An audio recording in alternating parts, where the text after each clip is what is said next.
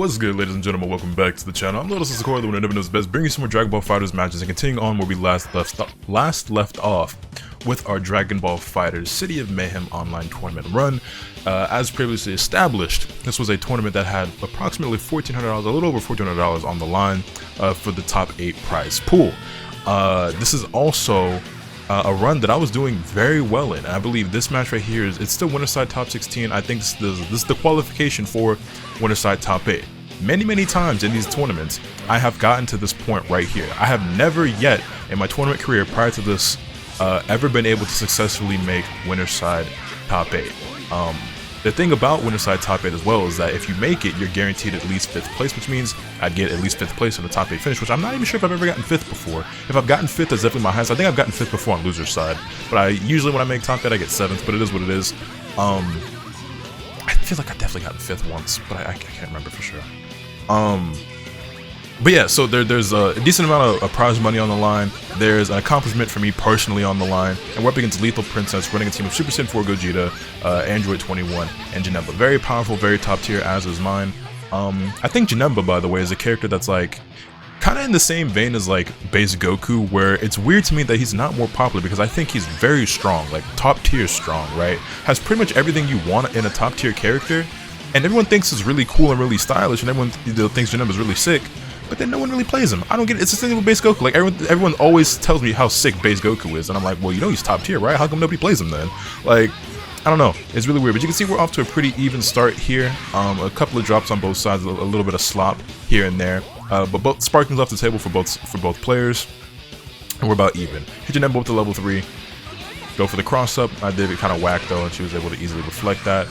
Did not confirm that properly on the Janemba, so we're just gonna take a sliding knockdown, spin that whip here, dive. And the base Vegeta disc did not catch her super dash like I thought it was going to. And yeah, I actually remember in this set being really frustrated with how I played for the most part, because there was some drops I just wasn't a fan of. But I mean, you guys will see that here for yourselves. Post commentary, by the way, if I didn't already mention that. Also, like this is a bit weird for me, this recording, because not because it's post commentary or anything like that, or because of the matches themselves, but the reason why you guys didn't get a video yesterday is because, oh my god, I got hit with that so many times, that 5S and the 5H frame trap. I don't know why, I just kept trying to jump after 5S and I got caught by it over and over again, and that's the main reason why I'm losing so badly in this first game, because that has been the main way I've gotten hit, is by 5H starters, which obviously deal a lot of damage. Yeah, the reason why I didn't upload yesterday is because I thought I recorded this video, and by that I mean I sat here, I was in OBS, and I don't know if I just didn't hit the record button or if I missed. I don't know what the fuck happened, man. I thought I had a video recorded and ready to go. I didn't, and then upon realizing that, I was like, man, I got annoyed, and I was like, man, fuck it, I guess I'm just not gonna get a video today. So I do apologize for that, but I'm back today. You guys got a double upload. I uploaded some Tekken 7 earlier, and now we're here with some more Dragon Ball FighterZ. I get hit with the command grab into the 21 assist, and yeah. We lose game 1 pretty convincingly. She took that in a very convincing fashion. Mostly because, again, I just kept getting frame trapped. I just let Gogeta do 5S into 5H over and over again, and there were a couple of opportunities that we didn't capitalize on well enough, a couple of drop combos, and a lot of scrambles. There's a lot of scrambling going on in this set, as you'll see, and I'm a player who does not do well in scrambles at all. I struggle a lot against scrambly players. This is why you see me lose very badly to players like Double L, or just players in general who are like very random and unorthodox and just all over the place. It's just because I don't know, in those situations I kind of just freeze, and a lot of players they'll just mash wildly and just hope something works, and that's just usually not how I react to those situations. Anyway, Lariat there connects, no confirm though, and that time I actually patiently waited after the 5S and I let them reset their pressure into a 2M, and I got hit, and that was huge damage on the Vegeta. It's fine though. I don't know why I didn't go low there after that J2H. That would have been a perfect opportunity to capitalize on, but again, mistake on my part. But it is what it is. We finally hit on Gogeta anyway. Key blast loops, knocked down. Didn't quite build the bar for the level 3 until I did the command grab, but I just didn't have the presence of mind to like realize that I was gonna get the command grab. But it's fine because I was like, you know what, I should get Vegeta out anyway. I could have put her in a situation where I would have forced her to spend her sparking in order to potentially keep Vegeta alive or lose him. And again, this is another opportunity. I could have killed the Gogeta here. I got the JM confirmed into the J2H, and then I, you know, dove into the Trunks assist, whatever. I could have easily done J2H, extended that a little bit, command grab, level 1, and Gogeta would have been dead. Now, it worked out because we got the kill anyway, but this is what I'm talking about, where, like, I felt like I wasn't playing as solid in this set as I was in my previous sets up to this point. Because if you remember, we won all of our previous matches. We're in winner's side. This is round 4 or 5, I think, at this point. I don't remember if I had a bye first round or not. We won like 2-0, 2-1, 2-0 was like our game count so far. So this is my 4th match, but it might have been round 4 or 5, like I said, I don't remember for sure. Find the cross-up jump light, get the hit. Don't really have a lot of bar here, though. I have an assist, and I got some steals, but I still was not able to build enough meter to get the kill here. So we just extended as much as we can, but again, didn't quite get the kill. So I ended up not spending the bar, and I tried to jump out of the way of Janemba assist, which is really dumb, and I got hit anyway. But it's okay, because they didn't confirm. That command grab was kind of ridiculous, not going to lie there. A bit insane, actually. It's the dive, Janemba assist. Dragon Rush with sliding knockdown. Surprisingly, did not opt for Android 21 level 3, but I get it because Janemba's full health. You get true mix here in the corner with the 50-50. You get a true 50-50 in the corner because of the teleport. They try to bait my spark, fail, and then just mash on me, and it works out. Janemba has a really underrated auto combo. For so long, people ranted and raved about how godlike Bardock auto combo was, and it's still pretty solid. You have other characters who give him a huge run for his money now, but Janemba has the same shit. Like, I get his 5L isn't as great, but his 5LL is just as good, if not better. And yeah, I definitely got worked there. That's unfortunate. But yeah, if you mash auto combo with Janemba, and actually I might even say Janemba's auto combo is better than Bardock because he's got built-in mix with the 5LL. It's not real mix, obviously, but in the same sense, like, you know, like Blue Goku having the overhead or Gogeta having the overhead. At low levels of play, people are just gonna get opened up by Janemba auto combo. Like, if you're brand new to the game and you're just blocking Janemba, the first few times he puts you in the block swing, you're just gonna let him do the auto combo and you're gonna get hit. Or like even Beerus, you know what I mean? It's like that beginner mix. Anyway, down to just Janemba there. Baited out the super dash, but when I tried to 2H it in return, I got counter hit. And then she was actually mashing J2H a lot with Janemba, and got a couple of lucky hits throughout the set. That was another random ass place to push J2H, but it worked out. It worked out. Okay. Scrambling, being very aggressive, and I'm just trying to like calm things down and return to neutral, because when people start over aggressing, I'm just like, okay, I need a second to recompose, because you're being real crazy right now. I don't really know what's going on, and you looking like you might low-key make this comeback right now, because my Trunks is leaking. Vegeta ain't got that much health either, but I got plenty of bar and you don't.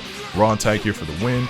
Vanish, and I could have definitely gone for some loops here, but I didn't want to risk dropping the combo, so we kept it super simple, super easy. EX and U drop into the command grab into the level 3, and I have bar here for the kill if I do get the hit. I J2H, fake him out, or fake her out, and then hit it with the Dragon Rush. And I have to do loops here because if I do a basic combo, I won't have enough damage or meter in order to finish it off. Now, by the time the combo is over, I have 2 bars, but I only need 1, but I wouldn't have had that otherwise. And we end up taking things, or we end up evening the set up to 1-1.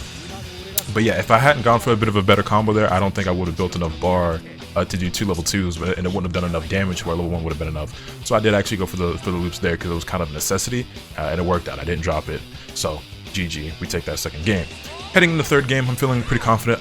Lethal Princess, by the way, is somebody I've played before. She's a viewer of mine as well. I feel like I usually win most of our games, but I definitely have lost before. And again, the 5H, I don't know why I let that hit me so much. Flip kick, that's plus. I just sit there and block it. Command grab catches me off guard. Doesn't have an assist for the assist extension or for the special cancel, so just opt instead for a vanish combo, which is fine. I'm gonna get a ton of damage here, but does retain the corner. Try to hit a little bit of reset. I'm sparking because I need to keep base Vegeta alive. Lariat into full auto combo. I wasn't able to punish it though. Lots of Gogeta auto combos coming out in the set, and that was a really dumb guard cancel. I don't know why I guard canceled there. That was me being impatient, but again, I started seeing auto combos fly, and I was like, oh, whoa, Nelly, let me just slow it down here a bit. And I should have reflected that Janemba assist earlier. You probably tagged out into 21 instead of calling 21 assists. But you see the flailing, you see the mashing, overextending, dashing forward after super dash. I was getting really annoyed. But we do manage to find a hit with the base Vegeta assist. Confirm that. J2M, flip, knockdown, bring in Android 21, and this is a great opportunity to again recompose, calm things down, slow it down. I get the Oki here, I get the steals up. She does have sparking, so she's probably debating about doing a DP, which she does, and I wasn't actually able to punish it because they do spark in order to keep the DP safe and then backdash. My 5M doesn't catch the backdash like I was hoping it would, but that's fine. Find the hit on the Android 21, but it's obviously going to get Gogeta out of here, and gets to bring in 21 off the DHC into the level 3, and now put me in a situation where I have to pretty much guess her character, and if I'm wrong, I lose that character. Plus frames, I jump out of them. Trunks assist doesn't find its mark, avoid the Janemba assist, JH catches me slipping, catches me in block stun, The Key Blast is what caught me slipping. Doesn't have enough bar here or assist in order to get the kill, so that's fine. Dive, Janemba assist, jump, Dragon Rush, give the sliding knockdown. And yeah, that was pretty fucked up. That was pretty fucked up. I wasn't in the corner like I thought I was, so the jump heavy was actually able to cross me up, and I was just never gonna block that. 5 check, avoid the Gogeta assist, Shining Slash finds its mark, special tag into Vegeta, Key Blast, kick, kept it super simple, and then I fucked up my setup and let her wake up and mash change. Pain. So it's looking like a pretty one-sided match. It's looking like Hope is all but lost here, and yeah, not gonna be enough meter here in order to kill Vegeta. It puts me in a very disadvantaged situation. I still have a pretty healthy Trunks back there and a lot of meter on my side. This is winnable until you super dash into Janemba's counter, but it's okay because she didn't capitalize on it. Wasn't able to convert. Random J2H again in neutral. Another random J2H in neutral, my feet are on the ground. I guess anticipating a super dash instead of trying to react to one. Drop the combo, no confirm there. J2H again. J2H again. Super dash at me, J2H, Key Blast. Yeah, it started just going completely and utterly buck wild, and I was just like kind of afraid to like start taking my turn at that point. So I'm just like, this is, again, when you start wilding out or scrambling in neutral, I'm just like, I don't know what the fuck going on no more. And yeah, gets the hit with Janemba, tags into Gogeta. And yeah, that was pretty much the story of this set, wasn't it? 5S into 5H. I don't know why I let that hit me so much. That's just something I just could not adapt to in this set, and I don't know why. So there it goes. Our chances at finally, for the first time ever, making Winter Side top 8 dashed. Guaranteed money from the prize pool dash, and now I have to fight my way through the losers bracket and hopefully make my way into the loser side of top 8 in order to have some semblance of a respectable run here in the tournament. That being said, though, as mentioned earlier, and as you can probably imagine, I was really frustrated after this set. I was really annoyed, disappointed in how poorly that I played, and knowing that I could have done much better and that I probably should have won that set.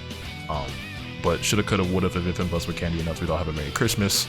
But I did go into my next losers game with a not the best attitude about it, just in terms of just being like, I don't even fucking feel like playing anymore, kind of thing, you know what I mean? But I was like, whatever, I'm gonna still play. I have had one situation before in the past, I think. I think I've only ever done this once, where like I lost early in the bracket, and I was like, I don't have it in me today. I'm just gonna DQ, and so I did. I patted myself on the back for that, because I think in a situation like that, whether it's an offline tournament or an online tournament, right?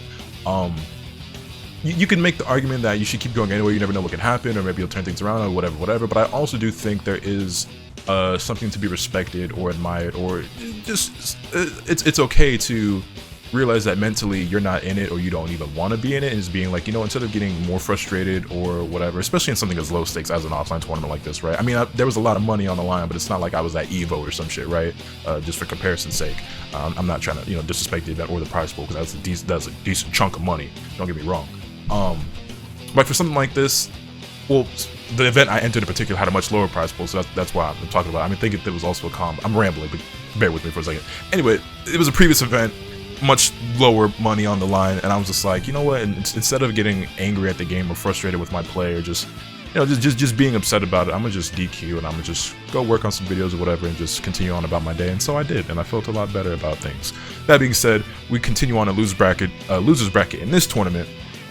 Despite all that, and I'll be right back with those games. You know what, speaking of persevering and just being frustrated and things like that, about these NBA playoffs, man. So, we're in the conference finals for both the East and the West, right? We've got Dallas and Golden State, and the Celtics and the Heat. Now, at this point, you know, I tweeted out a few days ago, or I think after Golden State eliminated the Grizzlies in round 2, I was like, I guess I want to see Golden State make it to the finals. But actually, I changed my mind. I'd rather see Dallas, just for the sake of seeing a young player be in the finals, right? Obviously, Luka Doncic, best player on the team, the leader of the team. I mean, obviously, there's some older players on there who could say are contributing more in terms of leadership. But, I mean, Luka is the star of the Dallas Mavericks, right? Obviously, you got to give a huge nod to the coaching from Jason Kidd. Also, just real quick, worth noting, obviously, we're in losers against a player named Zoro running Nappa, Kefla, and Jiren. Very weird team, but a very scary team because Kefla players are really reckless. I struggle against Jiren for some reason, and Nappa is usually not that great in the hands of most players, but ever since his buffs, he's actually become even more annoying, and he was already a character who, if you allowed him to get going, was super dangerous. So yeah, we're obviously not off to a very great start. As you can see, Vegeta's leaking, our Sparking is already gone, but I'm bringing in Trunks with level 3. He can save jump where the potential makes in order to hit him. But yeah, so the Dallas Mavericks played Game 2 against Golden State, and had the lead for a long time, a good lead too, and that was so fucked up. That looked so weird. What a Dragon Rush. But Curry and them boys, they just turned it up on him and mounted the comeback, and man. But even worse than that, right, is the beatdown the Celtics gave to the Heat. And then even worse than that, when we talk about trying to persevere and bring things back and go on a run, is as I speak right now, the Heat are returning the favor to the Celtics yet again and destroying them. Now, the Celtics are trying to mount this comeback, but they were down by like, I want to say 27, 20 something. Maybe it was like 23, 24, but it was definitely in the 20s. It was creeping up towards 30. Matter of fact, let me pull it up right now. Yeah, the game is still on right now. I'm recording in the middle of the game. It's 72-62, so the Celtics have actually made a decent bit of a comeback, but I think Marcus Smart is limping a little bit there. I seen him get hurt. I don't know if he's all right now. It looks like he's back on the court. Kyle Lowry as well, which also that is a huge difference. Kyle Lowry has been out for the last I don't know how many games. He has not played in the series yet until today, as well as PJ Tucker is still in there because I know, damn, what a good punish. I know he actually hurt his ankle, and then I think he got hurt again, and I wasn't sure if he was going to come back or not. I didn't expect to see PJ for the rest of the series or Kyle Lowry at all, and I think both of those additions, well, the addition of Kyle Lowry as well as the being able to maintain Tucker is obviously huge for them. And as long as like Jimmy's doing a good job, which he has been this entire series, and Bam Adebayo contributing, and if Tyler Hero can actually contribute and be Tyler fucking Hero and make some jump shots, I mean, the Heat, they're the #1 seed for a reason. I still think the Celtics are the best team in the league right now, the best in the conference, but they obviously weren't throughout the entire season. That being said, though, I think at this point, whichever team makes it out of the East is going to be the one that wins, because I think the East was just more stacked and a more difficult run and a more difficult path this season. I mean, when you think about it, like I said before, who's had a tougher path so far than Boston? I mean, they swept the Nets in round 1, which everybody was afraid of, despite the fact that they were the 8th seed. Then they beat the defending champions and Giannis and the Bucks, and now they're up against the Heat, who are the #1 seed in the East. And it's like, if they beat them, I really don't think either Dallas or Golden State can win, because I don't think Golden State is in their best shape. And even though Curry and Clay are playing pretty good these last couple of games, they've been playing pretty poor this entire playoffs, and Jordan Poole, in my opinion, has been like the most consistent and reliable player, and even he has had some off games. But it's just funny for a player that was, you know, in the G League 2 seasons ago, or even just last season. I think he came back in the league last season, or came into the league last season, but he was in the G League at the start, and has been operating as, you know, a bench player. I think he's had a couple of starts, whatever. But like, you know what I'm saying, he's not their #1 option, but he has been in these playoffs, it feels like, right? So anyway, my point is that like Golden State not in their best form, not in the best shape, obviously still title contenders, right? I mean, they're here in the Western Conference Finals for a reason. And then when it goes to the Dallas Mavericks, they're very, very hot and very cold. I mean, Luka Doncic is always going to be Luka Doncic. I mean, his worst game so far in this entire playoffs has been him scoring, 21 points, I think, the other day against Golden State in their loss in Game 1. That was like his worst game in the entire playoffs, and he had like 7 turnovers or some shit like that. Also just whiffing all those 2-0 and just hoping I stood up into it. Eventually I did. You also see here that I ended up swapping into 18 product and Trunks for the comfort pick, and also just because I wanted to play 18. We got mopped up in Game 1, and it was what it was. I'm locked in on my basketball conversation now, so I know this is going over some people's heads, but a lot of you guys have actually been telling me that you're really, really enjoying the basketball talk I've been doing in my videos. So fuck it, I'm here for it. We're doing post-commentary coverage anyway, so I'm a little rambling about some other topics and passions of mine. That being said, back to this. Luka Doncic is going to be Luka Doncic, right? But he's by far and away the best player, nice 2H, on that team. And you know, Jalen Brunson and Block and everyone else, like they're not nearly as reliable or dependable. I mean, there's been so many times in this series so far against Golden State where I've seen Luka give them wide open looks from 3, and they just can't knock down their shots. I understand the 3-point shot isn't the easiest, right? But like when you have wide open looks from 3 like that, you can't go, what was it? I think like 2 of 19, 3 of 19, some shit like that. And a lot of those were like really good looks, and just in general, it's like, and as a matter of fact, even when Luka's hot, if the rest of the players don't step up, I mean, look, this ain't the fucking 2011 LeBron or goddamn fucking shit, even 2003, 2008 LeBron, where he's just putting the entire Cavaliers team on his back or whatever and getting to the finals and shit. Like, he scored what, 41, 42 points, and they still lost last night. So it is what it is. I just don't think either the Warriors or the Mavericks are consistent enough right now. And are, well, the Warriors are deep enough. The Mavericks definitely are not, but they're not consistent enough either. I just think whichever team comes out of the East, whether it's Boston or the Heat, just has the best chance at the title right now. That's just where I stand in the situation. I just think they're more battle hardened, championship ready, and I think Boston, between the 4 teams right now, is probably the deepest. I would say, between, like, you got Jaylen Brown, Jason Tatum, obviously Marcus Smart, Al Horford putting in work, Williams is doing great defense and doing great on the boards. I mean, honestly, nah, it's a good conversation between the Warriors right now and the Boston, who has the deepest team, because, you know, the Warriors bench players are doing really well right now too. They're contributing a lot. Kevon Looney, whether he's on the bench or starting, which he did against Memphis for some of those games for the sake of attacking boards and, you know, matching up against Steven Adams, he's been putting in work. He's been doing a great job of getting rebounds and contributing. Yeah, am I underestimating the Warriors? I might be underestimating the Warriors. Either way, though, maybe it's just because maybe it's just my bias, because I'm not a Celtics fan per se, but I'm a fan of the Celtics players, right? I'm a Lakers fan, but I just want to see 2 young superstars going at it in the finals. I think that's all it really is. I mean, the Warriors, they're already tried and true. They've got their rings. Curry's got, I mean, he's never got a Finals MVP, but he's a 2-time MVP. He's a 3-time NBA champion. Same can be said as far as championships for a lot of those other players, and some of them don't have those rings because they weren't there in those runs. But I want to see the 2 young superstars, the best players on the team, in Luka Doncic and Jason Tatum, going at it in the finals, because I think Luka Doncic is a better player than Jason Tatum is. Jason Tatum is great, though. I think some people still underrate him, even though he is great. But I think Boston's a better team than the Mavericks, but I think it'd be cool to see. I think it'd be really cool to see, but that's just me.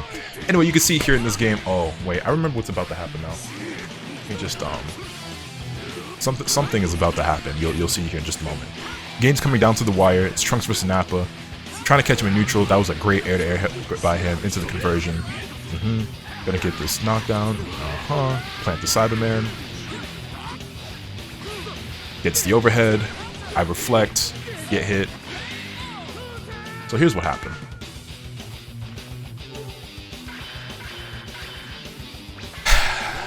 So when I reflected and got hit, I assumed it was over, right? And as I said, going into this match, I was already frustrated. So I did one of these, right? I'm sitting there playing, I reflect, get hit, I'm like, punch the old controller, right? Just give it a good old smack. And I hit the PS home button. And he dropped the combo, but it was too late. All I could do was stand there in utter shock and disappointment and grieve as I watched my chances at winner's side top 8, loser's side top 8, and any prize money go down the drain because of my own frustrations. So as you can imagine, I became 10 times more upset after that. As, alright, we're off the busy. Close application, turn off PS4, whatever, I'm out.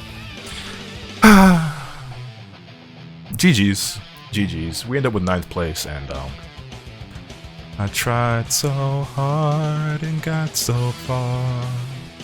In the end, it doesn't even matter. Let me know your thoughts in the comment section down below. Hit this video with a like if you enjoyed. Subscribe if you haven't already so you can stay tuned for all this content that I bring you. With all that being said, it's pretty much all today. And remember, nothing happens from the bad. Later.